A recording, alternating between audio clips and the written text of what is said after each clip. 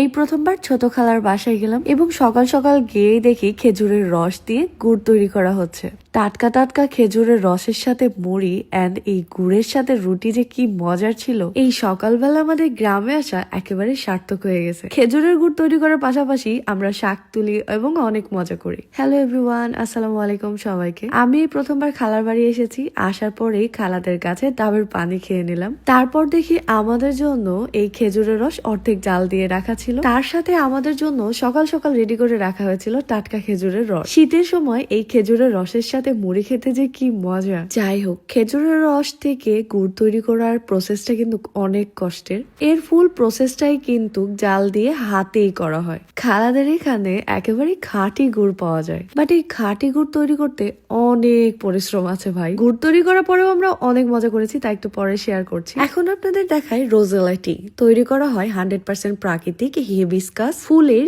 শুকনো পাপড়ি দিয়ে। হার্বাল এই চাটা স্বাস্থ্যের জন্য খুবই উপকার। 100% প্রাকৃতিক এই রোজেলা টি আপনারা পেয়ে যাবেন organic glow by Mili Facebook page থেকে। এই রোজেলা টিতে আছে অ্যান্টিঅক্সিডেন্ট ও ভিটামিন সি তে ভরপুর। এইটা প্রতিদিন সকালে পান করা খুবই স্বাস্থ্যকর। গরম চা হিসেবে 1 থেকে 2 চামচ রোজেলা ফুল গরম পানিতে 5 মিনিট ভিজিয়ে রেখে পান করতে পারবেন। ঠান্ডা পানি দিয়েও আপনারা এই রোজেলা টি, লেবু ও মধু মিশিয়েও খেয়ে নিতে পারবেন। অন্যান্য যে কোনো হার্বাল চা বা জুসের সাথেও মিশিয়ে পান করতে পারবেন। এটি ঠান্ডা ও গরম দুইভাবেই পান করতে পারবেন, অবশ্যই দুইভাবে সমান উপভোগ্য। এইটা ডায়াবেটিস নিয়ন্ত্রণ করতেও অনেক হেল্প করে। শুধু তাই না, প্রতিদিন সকালে রোজেলা টি পান করলে আপনার লিভার সুস্থ থাকবে, হাঁপানি, উচ্চ রক্তচাপ নিয়ন্ত্রণ বা হার্টের যে কোনো সমস্যা দূর করবে। শুধু তাই না, হজম শক্তি বৃদ্ধি করে পেটের যে কোনো সমস্যা কমায়, ফ্যাট বার্নে সহায়তা করে ও ওজন কমাতে সাহায্য করে। শুধু তাই না, টেনশন ও স্ট্রেস কমাতে সহায়ক করে। এই রোজেলা টিতে অ্যান্টিঅক্সিডেন্ট ত্বককে সতেজ ও উজ্জ্বল করতেও সাহায্য করে। এটা 100% প্রাকৃতিক উপাদান দিয়ে তৈরি, তাই নিশ্চিন্তে আপনারা এই টিটা পান করতে পারেন। পেজ লিঙ্কটা আমার ভিডিওর ক্যাপশনে দেওয়া আছে। এইবার চলে যায় আমাদের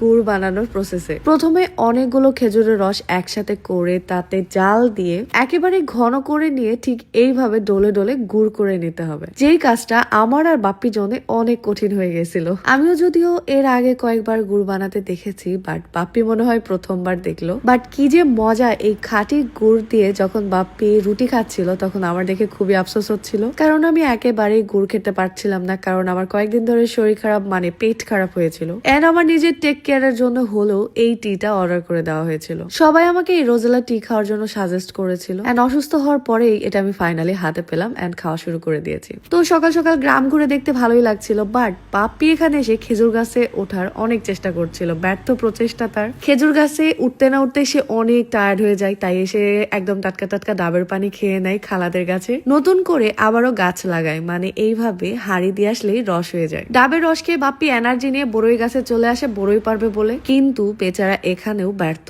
তার এই দুঃখ দেখে তার ছোট ভাই খুব চেষ্টা করলো হেইও হেইও হেইও, বাট সেও ব্যর্থ। তার এই শক্তিবান বডিতে ঝাঁকুনিতে একটা বড়ই পড়ে নাই, তাই আমরা অন্যদিকে ঘুরতে যাই। ঘুরতে ঘুরতে আমার একটা ফেভারিট শাক দেখতে পাই, যেটা আমাদের এলাকায় বলে বৈতা শাক। এটা নিয়ে নিই এন্ড সারাদিন অনেক মজা করে খাওয়া দাওয়া করে যাওয়ার সময় অনেকগুলো পেঁয়াজ, শাক, তার সাথে অনেক রকম সবজি নিয়ে আমরা সবাই মিলে বাড়িতে ফিরি। গ্রামের মজা তো এগুলোই, তাই না? সবাই ভালো থাকবেন, সুস্থ থাকবেন। আল্লাহ হাফেজ।